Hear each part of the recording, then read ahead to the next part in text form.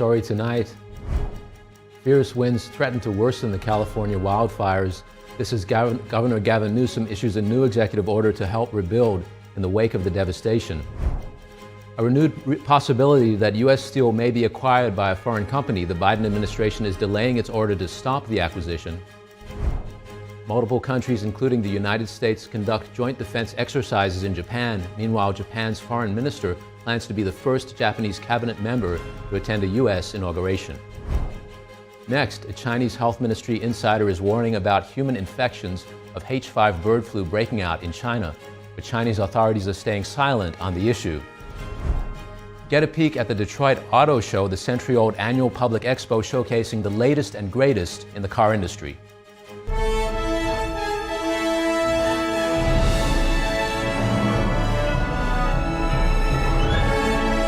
This is NTD Evening News, live from our global headquarters in New York City.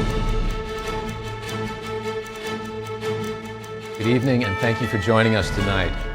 A show of unity as fire continues to rage across the Los Angeles area. Aid from across the U.S. and North America are pouring into California. NTD's Fiona G. has the latest. California Governor Gavin Newsom announced a new executive order Sunday. It focuses on rebuilding in the wake of what experts believe will be the most costly fires in the state's history. Here's the governor speaking on NBC's Meet the Press.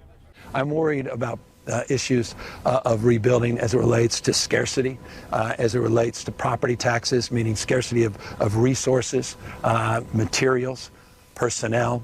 I'm worried about time to getting these projects done, and so we want to fast track by eliminating any CEQA requirements. I've got Coastal Act changes that we're making. I want to make sure when someone rebuilds that they have their old property tax assessments. This footage shows the devastation left behind in the Pacific Palisades after the Palisades fire. A side-by-side comparison reveals gray skies, charred trees, and ruined structures where vibrant neighborhoods once stood. In an interview with ABC on Sunday, Federal Emergency Management Agency Administrator Deanne Criswell said that active-duty U.S. military personnel are ready to deploy to contain the wildfires. Crews from California and 9 other states are now fighting the fires. Over 900 California inmates are also part of the efforts through a long-standing program that employs incarcerated persons as firefighters. U.S. neighbors are also sending support. 2 plane loads of more than 70 Mexican firefighters arrived in California on Saturday. Canada has also sent firefighters, water bombers, as well as technical staff. Canadian Prime Minister Justin Trudeau shared a clip of a Canadian water bomber dropping water over the LA fires with the caption, "Neighbors helping neighbors." More than 1,300 fire engines, 80 aircraft, and 14,000 personnel are now on the ground. In addition to the fires, looting continues to be a concern as well. Michael Lawrence, a captain with the Los Angeles Police Department, said that officers were detaining about 10 people a day. First responders are working to contain the fires before fierce winds resume.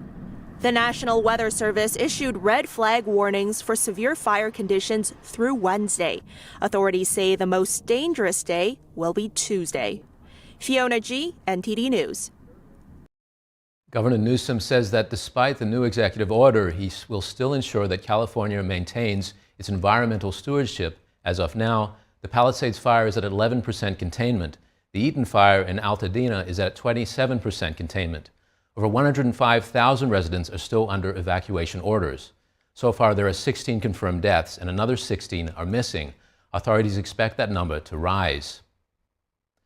President-elect Trump would love to visit California, according to Vice President-elect J.D. Vance in an interview. This following invitations from Governor Gavin Newsom and local officials as the fire there continued to burn. Here is more. President-elect Trump would visit California as the wildfires rage on. This according to Vice President-elect J.D. Vance in an interview on Fox News Sunday. It was in response to a question if Trump would answer California Governor Gavin Newsom's call to visit. Well, I know the president would love to visit California, and President Trump is committed to doing a better job when it comes to disaster relief. That's true for the hurricane victims and flood victims in North Carolina. It's true for the fire victims in California. The Los Angeles County supervisor said on Sunday she sent a letter to the president-elect on Saturday inviting him to the city to survey the damage. It comes after California Governor Gavin Newsom sent a letter to Trump on Friday also inviting him to go there.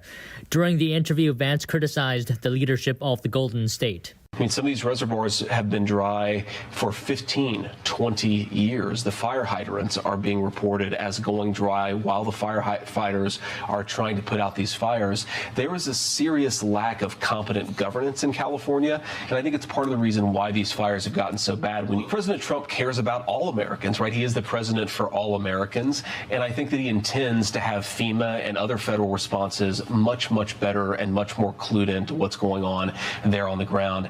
Meanwhile, in a separate interview, Senator Katie Britt relayed a similar message about President-elect Trump, that he will give the people of California what they need. I think what the people of California need is us standing united, letting them know we are praying for them, we are lifting them up, and we stand ready to support.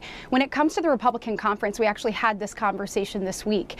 Certainly understand the needs of the people of California, and we'll continue to learn more. So I know that President Trump certainly stands for the people across this nation, and will make sure that the people of California have what they need. As firefighters continue to battle the firestorm, Governor Newsom said teams of inspectors are working to complete inspections on all structures damaged by the wildfires. It's going to pave the way for property owners to begin dealing with insurance and rebuilding. Don Ma, NTD News. We'll continue to monitor the Los Angeles wildfires. AccuWeather estimates the damage and economic losses so far to be between $135 and $150 billion. A majority of the fires remain uncontained. Joining us now to discuss fire containment and prevention efforts is Steve Conboy, founder and president of Mighty Firebreaker. Steve, thanks for joining us this evening. Thanks for having me. Steve, to start with, I understand that you have your own crew there in Los Angeles fighting these fires. What are they experiencing there on the ground? I'm adding crews every day. We're out spraying houses from morning till night, and we're going to ramp those efforts to try to move chemical tanks closer into LA so they don't have to come home to the home facility in San Diego. I see the news is talking about President Trump coming in.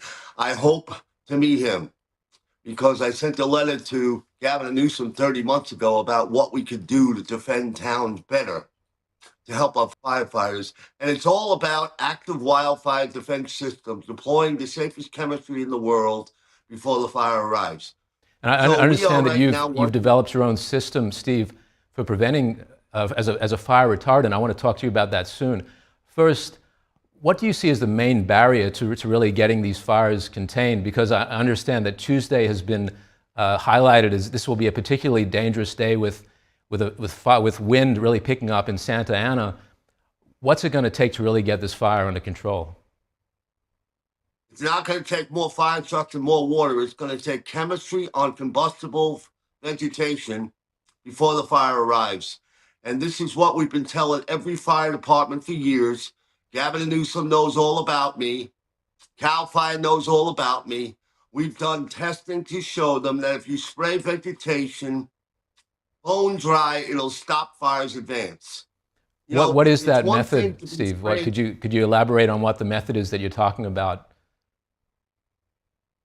Spraying a fire inhibitor on dry grass and trees and vegetation, the thing that fire tries to advance on, and that's how a fire survives. Add wind to it, it's unstoppable, unless you have chemistry there.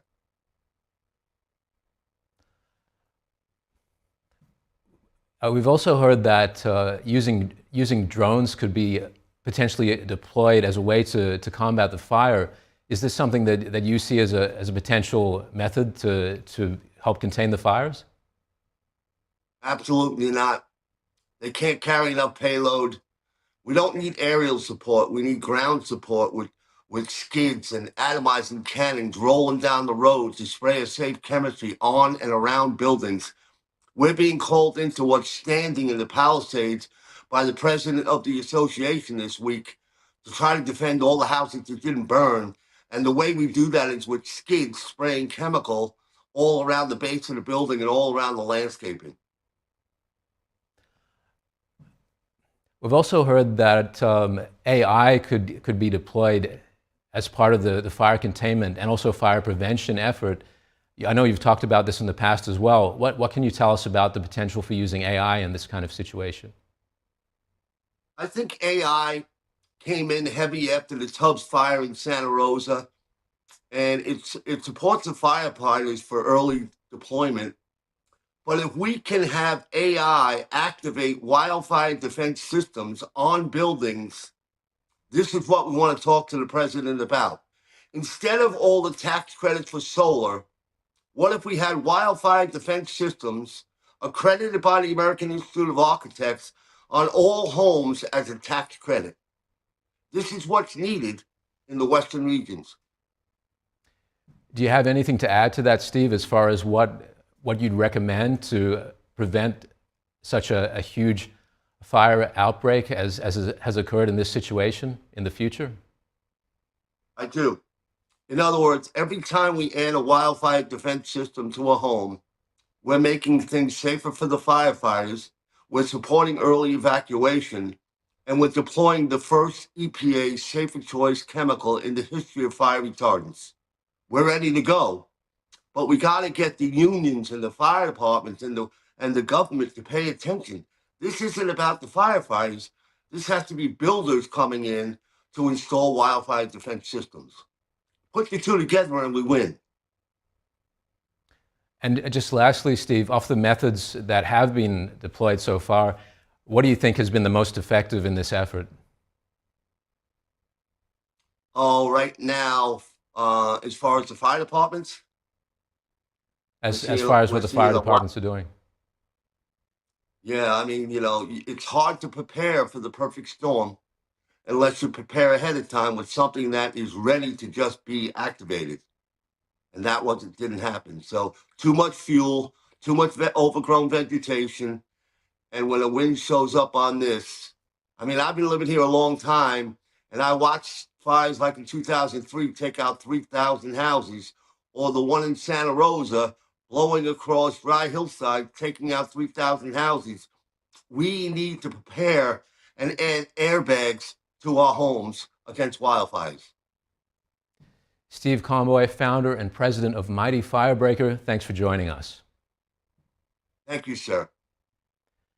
Paratroopers from the United States military and other allies perform joint defense exercises in Japan. This comes as Japan's foreign minister plans to be the first Japanese cabinet member to attend a U.S. inauguration. NTD's Jason Perry has the details. Spectators in Japan looked on as multiple countries teamed up with the Japanese self-defense forces to perform joint defense exercises. On Sunday, paratroopers from the United States, Canada, the Philippines, and Japan jumped from military aircraft as part of the yearly exercise called the New Year Jump.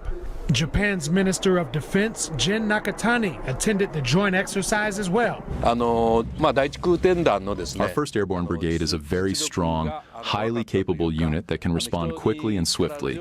They undergo extremely rigorous training on a daily basis, and today's drill was the culmination of those trainings. Nakatani also participated in the drills, taking a leap of faith from a practice jumping station for paratroopers in training. Meanwhile, Japan's Foreign Minister Takeshi Iwaya said on Sunday that he'll be attending President-elect Donald Trump's inauguration next week, hoping to build a relationship of trust with the incoming administration. That's according to Kyodo News, which cited the Nikkei newspaper. Iwaya will be the first Japanese cabinet member to attend the swearing-in of a U.S. president. Jason Perry, NTD News. Renewed possibility that U.S. steel may be acquired by Japan's Nippon Steel. The Biden administration is delaying its order to stop the acquisition. Biden blocked it earlier this year over national security concerns. Both U.S. Steel, one of America's oldest steel companies, and Nippon Steel are fighting to finish the deal. They both sued the Biden administration, saying his real motive is to get union votes. Incoming President Donald Trump also opposes the deal. He wrote on Truth Social, "I am totally against the once great, powerful U.S. steel being bought by a foreign company."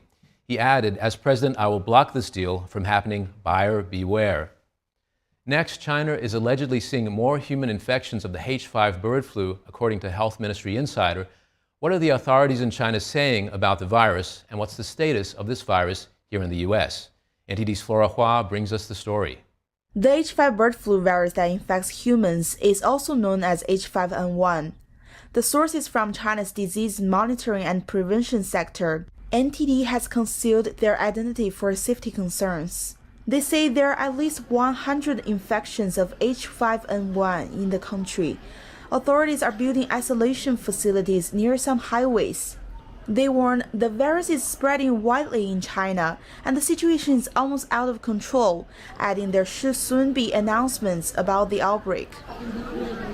At the same time, China's biggest city, Shanghai, announced it was suspending trading live poultry nationwide. Starting from January 1st, the ban is slated to last 3 years.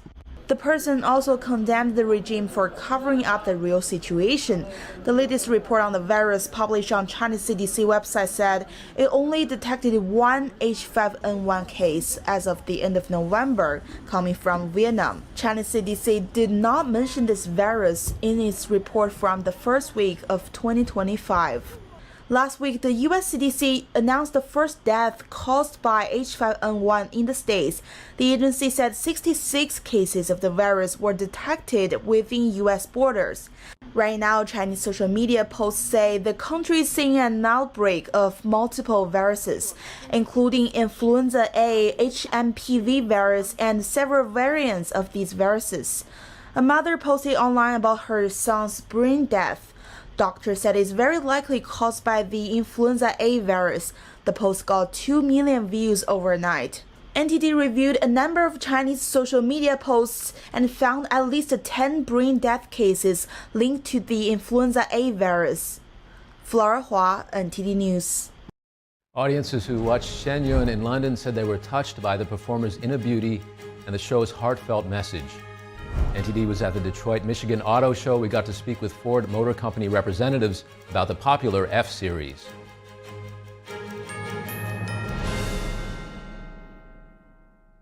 Life's daily battles are not meant to be fought alone. Cloud, you okay? Because checking in on a friend can create a safe space. Reach out to a friend about their mental health. Seize the awkward. It's totally worth it. If joint pain from aging is slowing you down, Omega XL can help you get back in the saddle, just like it did for John Walsh. Today I'm here at my ranch exercising some of my polo ponies. Got to be really fit to ride these horses. So as you get older, it gets tougher. I was starting to suffer some of that business, and then I ran into somebody who said, look, you should try Omega XL, and look what it's done. I feel better than I felt in the last 30 years. I'm Reve Walsh. I'm John Walsh's wife. I ride fox hunters, and sometimes I'm in the saddle for 3-5 hours at a time. A lot of work out here. I wouldn't have been able to do this. Muck a stall, throw hay, do all the things that needs to be done on a ranch a couple years ago. But Omega XL gave me the ability to get back in the saddle. It works great. Once you try it, you don't want to be without it. Makes a huge difference. It does. Take it every single day, and you know, there's a benefit. It's made you a lot nicer to me. If you've been living with pain, it's time to get this special offer, the Omega XL, the joint health supplement that millions have trusted for more than 20 years. Omega XL, it's sourced from the green-lipped mussel, exclusively found in the pristine waters of New Zealand, some of the cleanest waters on Earth. Omega XL, it's natural, drug-free, and it's backed by more than 40 years of clinical research that show it really works. Try Omega XL today. Pick up your phone and call the number at the bottom of your screen right now for a special offer. Buy one, get two free. 2 bottles of Omega XL plus Vitamin XL D3, a value of more than $100. But call today and you pay only $39.95. That's a savings of more than 60%. Plus, it's backed by our 60-day money-back guarantee. Try it. You got nothing to lose. Call or go online right now to get this special offer. 2 bottles of Omega XL plus Vitamin XL D3 for only $39.95. Call now.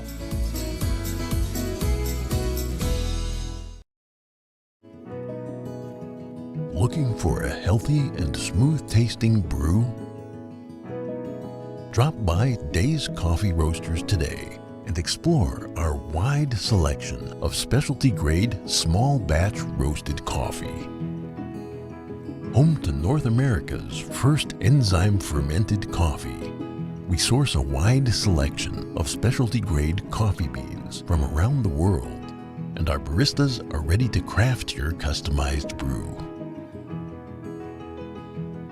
Visit Days Coffee at 28 North Street, Middletown, New York.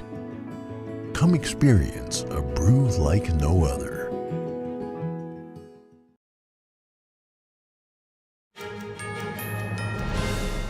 Thousands of Romanians are taking to the streets today. They're protesting a top court's decision to void the presidential election. This comes after an outsider candidate unexpectedly emerged as the frontrunner. Last month, Romania's top court voided the presidential election just 2 days before the second round. This came after an outsider candidate unexpectedly emerged as the frontrunner. Romania was part of the Soviet bloc after World War II. The system that emerged from the communist dictatorship did not organize free elections for 35 years. The cancellation of the election came after state documents allegedly showed the opposition had benefited from an unfair social media campaign. This was allegedly orchestrated by Russia. Many people in Romania now want an election do-over. The system that emerged from the communist dictatorship did not organize free elections for 35 years. The Kremlin denies interfering in Romania's election.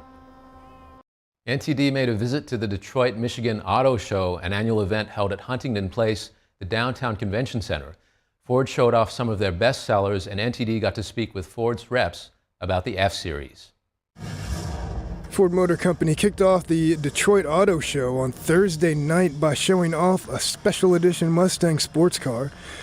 Ford says the 2025 Mustang GTD can achieve a top speed of 202 miles per hour, the most of any street-legal Mustang ever. The show floor was buzzing with energy as NTD got a sneak peek at this year's exhibit and spoke with the Ford vehicle representatives about the F-Series. Trucks in general, for the F-Series, we just achieved 48 years of truck leadership, and the F-Series has been the best-selling truck for the best-selling vehicle for 43 years. So it was a tremendous accomplishment, and we're super proud and grateful to our customers. All the F-150s are either gas hybrid or the F-150 Lightning is all electric. Ford says a huge focus is choice for customers. So this is a great off-roading vehicle. Tons of capability. Comes standard with a 5-liter V8 that can tow up to 12,900 pounds. So whether you're hauling a trailer for work or your boat or snowmobiles, whatever it may be, the F-150 Tremor rises to the occasion. Due to the lessening demand in all-electric vehicles, Ford recently slowed down on F-150 Lightning production in favor of profitable internal combustion engines. Despite that, Ford's Mustang Mach-E, F-150 Lightning, and E-Transit all set new sales records last year. But not everyone is able to purchase an electric vehicle. They might live in an apartment, they might live in an area without easy access to charging, or they can't install a charger at home. And for those customers, we're giving them other choices. We're continuing to make sure that if they want something that's fuel efficient, they could have, for example, a plug-in hybrid Escape. That gives you the best of both worlds. 2025 also brings an official name change from the North American International Auto Show to simply the Detroit Auto Show.